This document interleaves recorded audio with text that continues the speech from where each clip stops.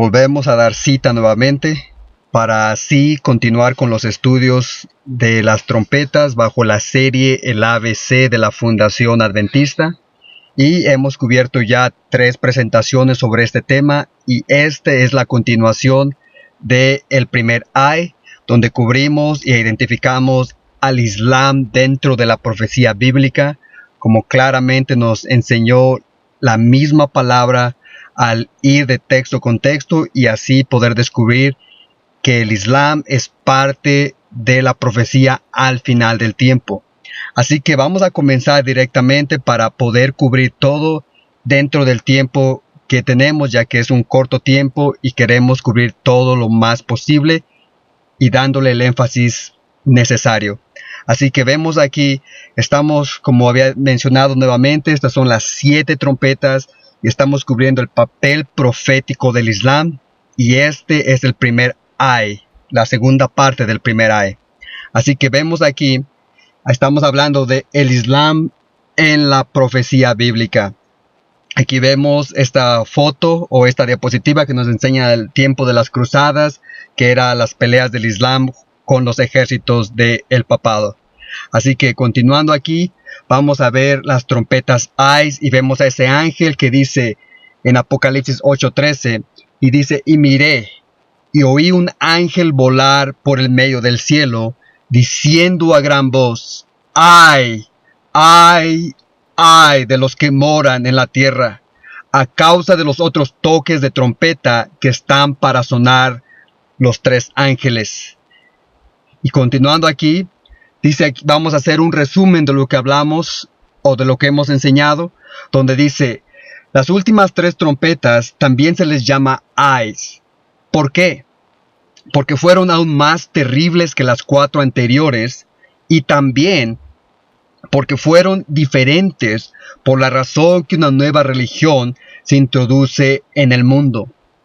Una religión de obscuridad, la religión del Islam. Continuando, dice, la parte occidental del ex imperio romano había sido derrumbado en las primeras 4 trompetas. Ya no había más emperador en el trono de la ciudad de Roma. En su lugar, el obispo de Roma se sentaba en el trono y comandaba sobre ambos, la iglesia y el Estado. Dice, la 5ª y 6ª trompeta atacan la parte oriental, donde todavía había un emperador gobernando. Para el final de la 6ª trompeta, la parte oriental del Imperio Romano es también completamente destruida. Así que vemos aquí, vamos nuevamente a entrar en detalle con el simbolismo de Apocalipsis 9 para poder poner todo esto en contexto y que los que nos escuchan puedan ver que la Biblia claramente nos enseña estas verdades y que no tenemos que ponerle nuestra falsa interpretación, ya que la Biblia misma dice que las profecías no son de ninguna interpretación privada.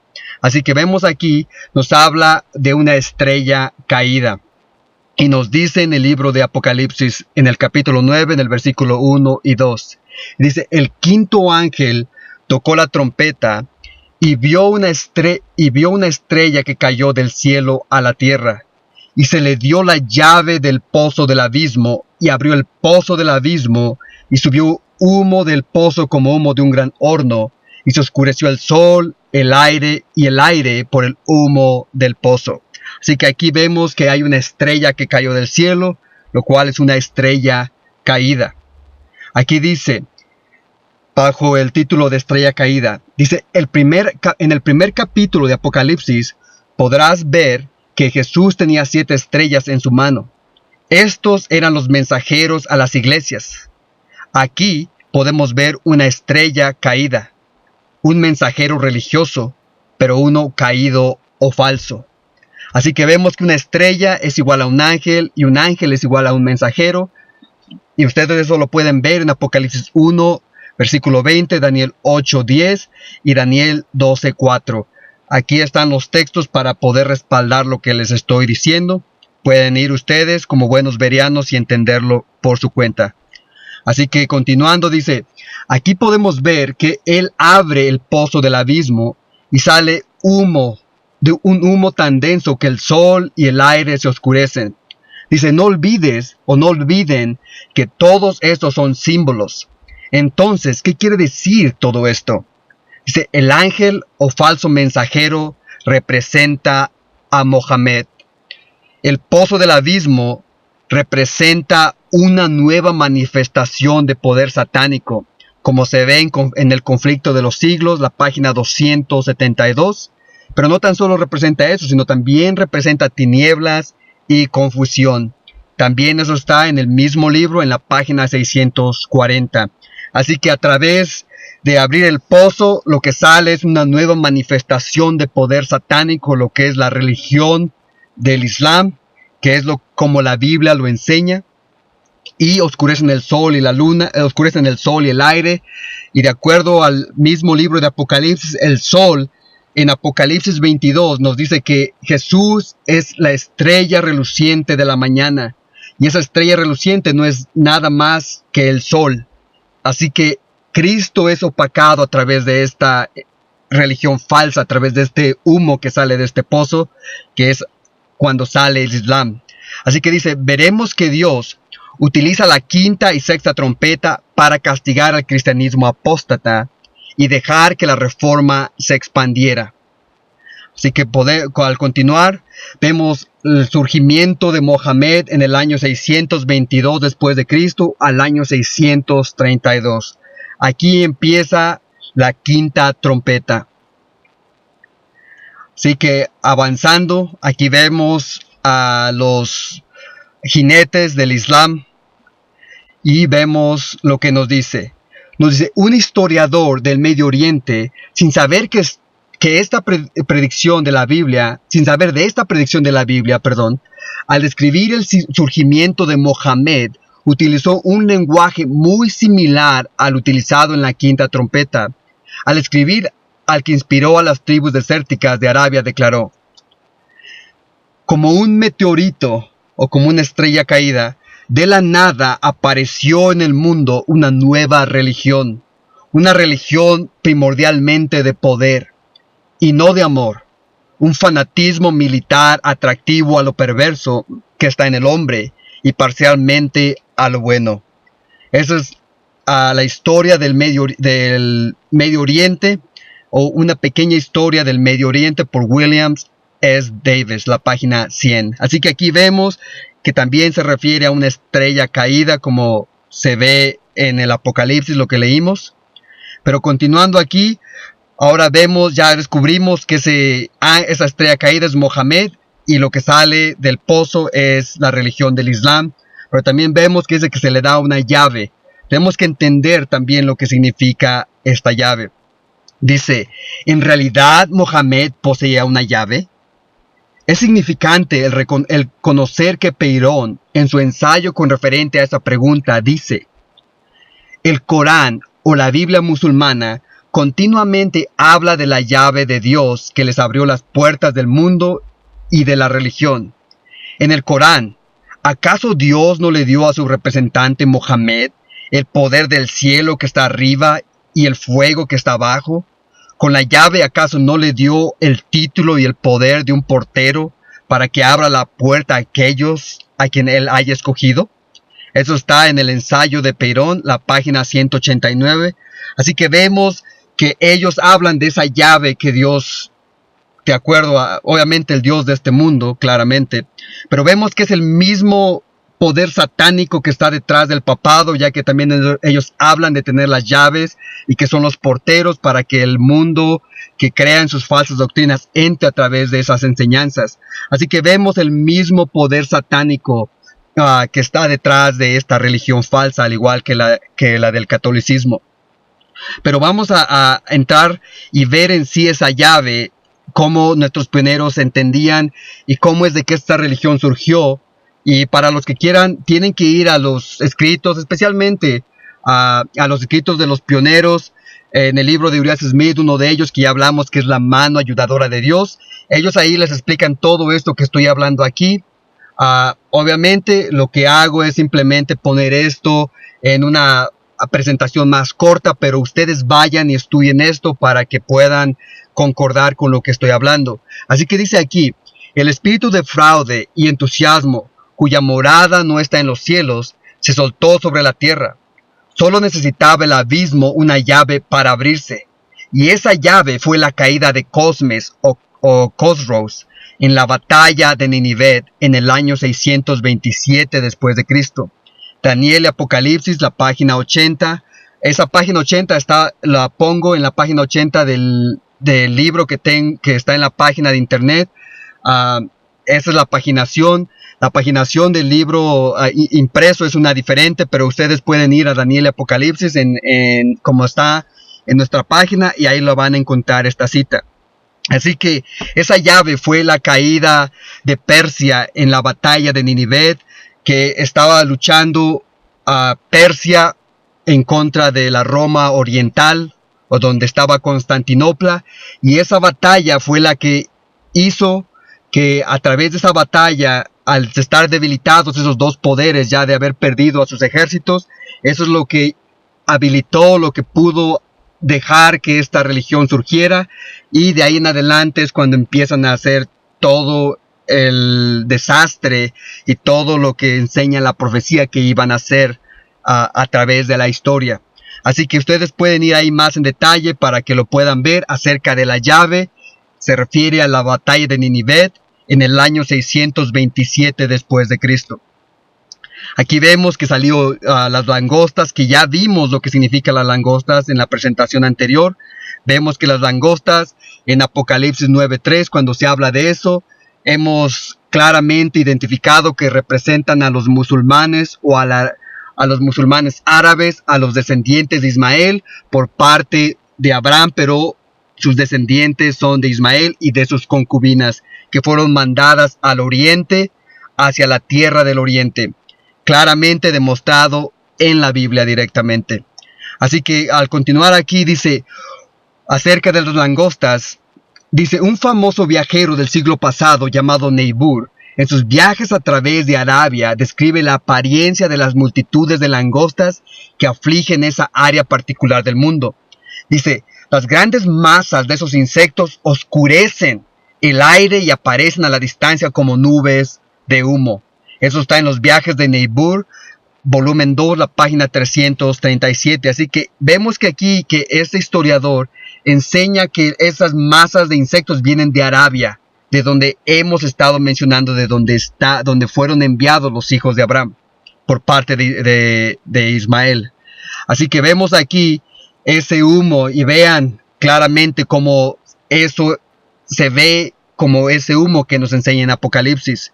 Pero no tan solo es eso, sino es significativo ver que en este mapa que vemos aquí, la parte de arriba es la expansión del Islam en los primeros siglos, cuando surgió, y la parte de abajo, o la parte de arriba, perdón, es donde enseña en los ataques o donde se esparcen las plagas de las langostas. Así que vemos una similaridad en ambos. Unos son los hijos de Abraham y los otros, o los hijos de Ismael, perdón, y la parte de arriba son las langostas. Así que vemos claramente que ocupan casi el mismo territorio donde están ubicados. Así que también hasta en eso podemos constatar estas verdades. Así que este mapa claramente justifica lo que estamos diciendo también. Así que aquí dice el poder en la cola.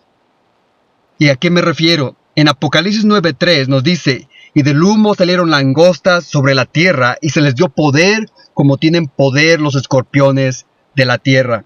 Sabemos que los escorpiones, ese poder está en la cola, ya que ahí tienen el aguijón, y con eso ya sea que transmiten ese veneno a la persona o al animal o a lo que sea que atacan, con eso lo paralizan y con eso lo destruyen. Así que aquí en Apocalipsis 9:19 también nos dice que su poder está en sus colas. Una y otra vez en el capítulo 9 de Apocalipsis nos habla de que el poder de este poder satánico está en sus colas. Así que veamos qué es lo que la misma Biblia nos dice acerca de la cola. En Isaías 9:15 nos dice que el profeta que enseña mentiras es la cola. Así que ese profeta que enseña mentiras, ahí a lo que se está refiriendo es al profeta Mohammed, ya que el profeta Mohammed claramente les enseñaba una completa religión que la que enseñó Cristo. Como dijimos, ese humo opaca el sol y ese sol es el sol de justicia que representa al Señor Jesucristo y a sus enseñanzas como están instituidas en la Sagrada Biblia. Sin embargo, Mohammed es un mensajero caído y enseña completamente opuesto a lo que Cristo enseña, enseñándonos, como la Biblia dice, que el espíritu de los profetas tiene que estar sujeto a los profetas. Así que él aquí viene y completamente contradice esa enseñanza que la Biblia dice. Así que aquí dice, Mohammed fue instruido para pelear y predicar. Y la unión de estas cualidades opuestas a la Biblia también contribuyen a su éxito. Su voz llamaba a los árabes a la libertad y a la victoria, a las armas y al despojo, a entregarse a sus pasiones en este mundo y en el venidero. Eso está en Edward Gibbons, el volumen 5, la página 466. Así que vemos que claramente Jesucristo enseñó que no teníamos que usar la violencia para expandir las verdades de la palabra. Inclusive Él, a través de morir, enseñó que Él no venía a establecer un reino terrenal aquí en ese tiempo, sino que tenía que ser un reino en el corazón, el reino de gracia que iba a establecer. Sin embargo, este poder, al igual que el poder del anticristo de la Iglesia Católica, enseña completamente lo opuesto que Cristo enseñó. Así que esto es el profeta, eran las mentiras que ellos enseñaban, que él enseñó a sus seguidores. Esa es la cola con la que ellos estaban llevando a cabo esa obra satánica de llevar esas guerras durante ese periodo. Pero no se queda ahí. También nos dice en Apocalipsis 9:4 acerca de que no tenían que dañar ningún árbol. Dice, y se les mandó que no dañasen la hierba de la tierra, ni a cosa verde alguna, ni a ningún árbol, sino solamente a los hombres que no tuviesen el sello de Dios en sus frentes. Apocalipsis 9:4. Así que dice aquí el sello de Dios. Dice, las cosas verdes representan al verdadero pueblo de Dios, a quienes este poder no atacó. Pero a los hombres que no tuviesen el sello de Dios, refiriéndose al cristianismo apóstata o al catolicismo, dice, no hagáis daño a la tierra, ni al mar, ni a los árboles, hasta que hayamos sellado en sus frentes a los siervos de nuestro Dios. Apocalipsis 7:3, enseñándonos que en Apocalipsis 9:4 y Apocalipsis 7:13, donde nos habla del sellamiento, nos enseña que esos dos pasajes están relacionados por el mismo poder. Aquí no lo voy a hablar porque eso toma más tiempo, pero sí quiero que lo tengan en cuenta. Lean Apocalipsis 7:3 y lean también Apocalipsis 9:4 y vean que hay una similaridad en cuestión de lo que se habla ahí en ese tiempo de ese sellamiento. Pero avanzando aquí, hablando de ese mandato que no hirieran, veamos aquí a Abu Bakr, que es el que fue el que tomó el lugar de Mohammed una vez que él murió. Dice Abu Bakr, del año 573 al año 634, dice, primer califa, amigo, suegro y sucesor de Mohammed. Probablemente fue el primer converso afuera del círculo familiar y que también lo acompañó en su primer eriga o peregrinaje. El casamiento de Aisha, hija de Abu Bakr, con Mohammed hizo su unión aún más fuerte. Cuando murió el profeta en el año 632, dice, Omar aseguró la elección de Abu Bakr sobre los jefes de las tribus y Ali. Los 2 primeros años de su califado fueron cruciales para el Islam. Aunque él era más fervoroso que guerrero, su grupo aplastó toda oposición en Arabia, dando lugar a la impresionante expansión del Islam como religión mundial. Eso está en la Enciclopedia de Columbia, la 6ª edición, la página 200 o el año 208, que nos habla de Abu Bakr. Así que aquí vemos el mandato de Abu Bakr hacia su tropa. Dice, Abu Bakr fue sucesor de Mohammed y ahora él estaba al frente. Gibbon declara, Tan pronto se completó el número de sus ejércitos, Abu Bekr subió a la colina, inspeccionó los hombres, los caballos y las armas y dedicó una solemne oración por el éxito de su empresa. Acuérdense, dijo el sucesor del profeta, que siempre están en presencia de Dios, al borde de la muerte y en un seguro juicio por venir en la esperanza del paraíso.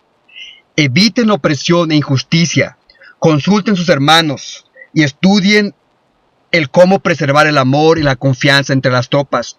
Cuando peleen las batallas del Señor, sean verdaderos hombres al no dar la espalda, pero no dejen que sus victorias estén manchadas de la sangre de mujeres y niños.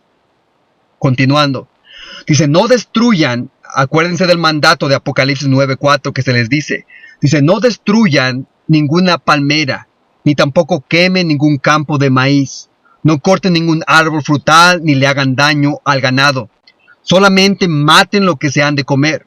Cuando hagan una promesa, cúmplanla. Sean hombres de palabra. En su camino encontrarán algunas gentes religiosas, hablando de los adventistas, no los adventistas, pero sí los guardadores del sábado. Y claro, adventistas también, porque esperaban la segunda venida de Cristo. Dice, en su camino encontrarán algunas gentes religiosas que viven retiradas en monasterios y han decidido servir a Dios de esa manera. Dice, déjenlas tranquilas, no las maten ni destruyan sus monasterios. En su camino también encontrarán otro tipo de personas que pertenecen a la sinagoga de Satanás, que tienen coronas rapadas. Asegúrense de despellejarles la cabeza y no hagan pacto con ellos hasta que se vuelvan maometanos o paguen tributo. Eso está en el mandato de Abu Bekr por Edward Gibbons, en el declive y la caída del Imperio Romano, el volumen 5, la página 489 y 490. Así que aquí vemos el cumplimiento de Apocalipsis 9, cuando se les da ese mandato que no hieran a aquellos que sean sellados. Y vemos que hay otros que son sellados. Hay otros que se les dice que si los mataran. Dice, en las notas de pie de página, Gibbon dice, aún en el siglo VII, los monjes eran por lo general laicos. Tenían pelo largo y sin peinar, pero se rasuraban la cabeza cuando eran ordenados como sacerdotes. La tonsura circular era sagrada y misteriosa. Era la corona de espinas. Obviamente es una falsedad, ya que representaba el sol, o representa el sol, esa tonsura que tienen los monjes. Dice, pero también era una diadema real y cada sacerdote era un rey pagano. Así que aquí vemos que los que iban a dañar a los musulmanes cuando se dio ese mandato en Abu Bekr, era a este tipo de personas, a los monjes, no a los guardadores del sábado, que durante ese tiempo tenían sus monasterios y tenían sus escuelas, y que enseñaban a sus hijos acerca de las verdades de la Biblia. A esos no los iban a dañar, como vimos en el mandato, pero a los que sí iban a dañar eran a los monjes de la Iglesia Católica, los que tenían las cabezas rapadas, y aquí vemos a estos monjes con las cabezas rapadas, refiriéndose a los monjes de la Iglesia Católica. Así que vemos también en La Verdad Triunfante por B.G. Wilkinson, que nos enseña también, dice, la iglesia protegida, o a los que estos iban a proteger.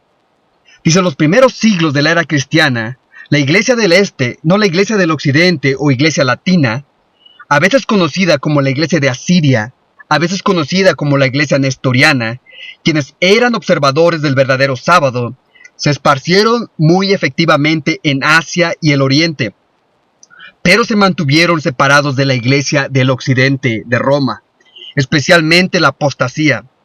Estos verdaderos cristianos se convirtieron en los maestros de los saracenos o de los árabes musulmanes, y fueron los que establecieron un sistema educacional en Siria, Mesopotamia, Turquestán, Tibet, China, India, Ceilón y otras áreas. Así que eso está en B.G. Wilkinson, La Verdad Triunfante, la página 268.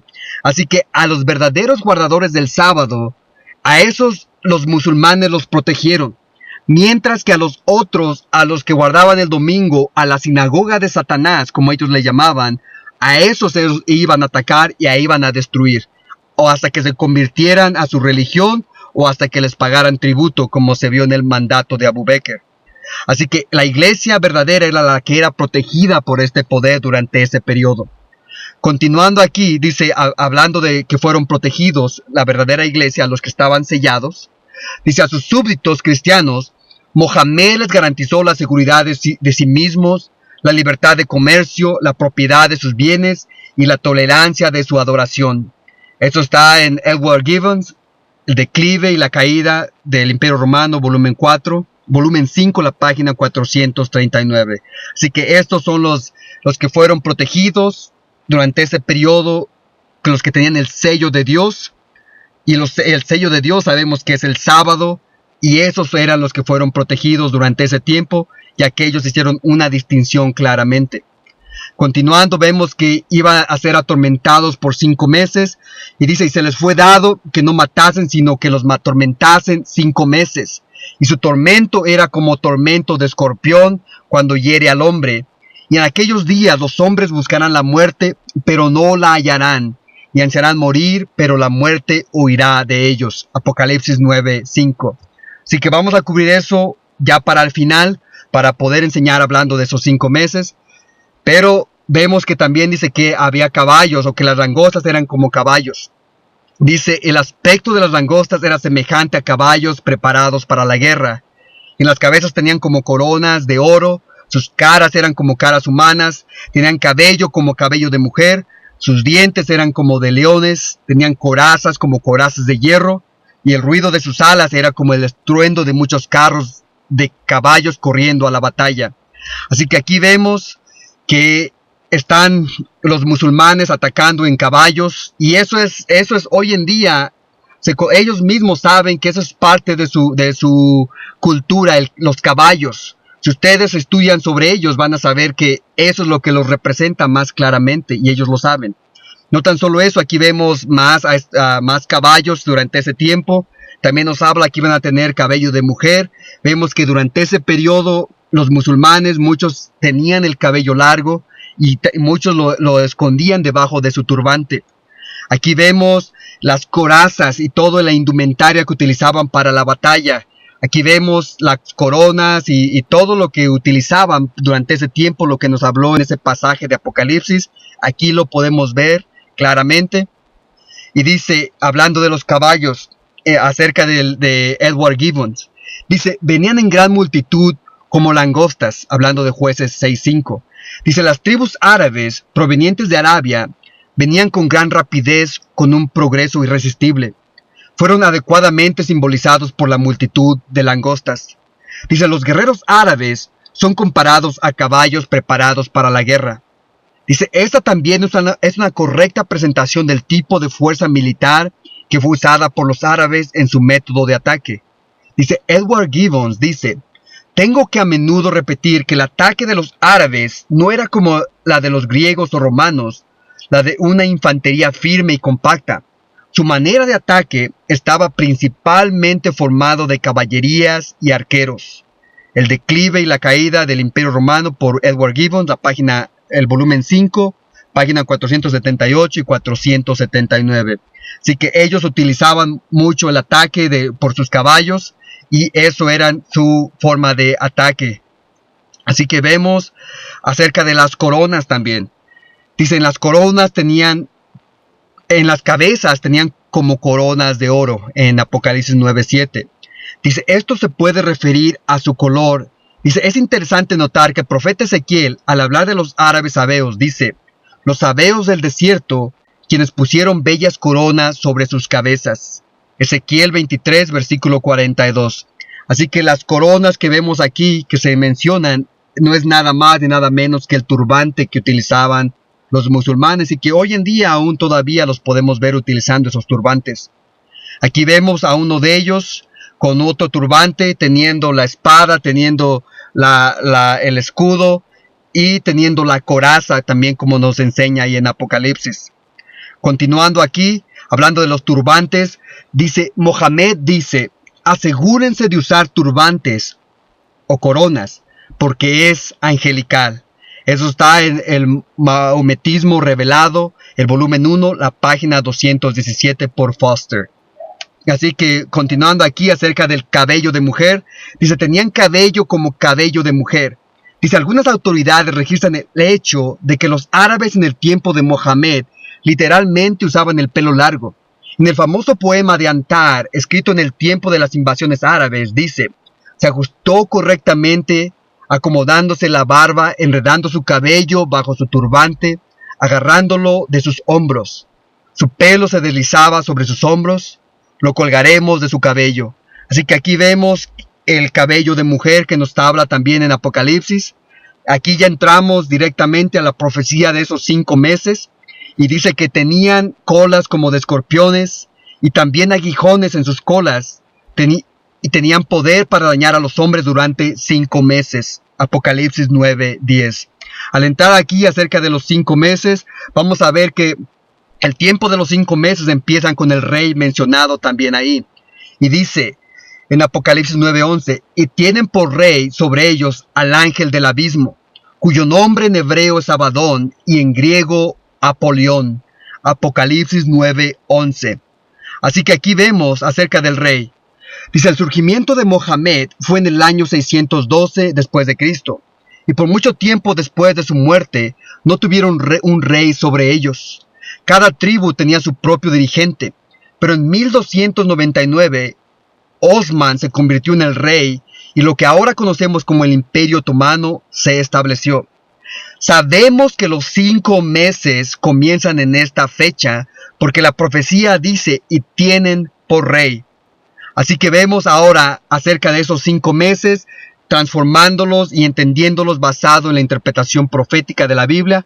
Vemos que un año bíblico consiste de 360 días, de acuerdo al registro del Génesis 7 y 8.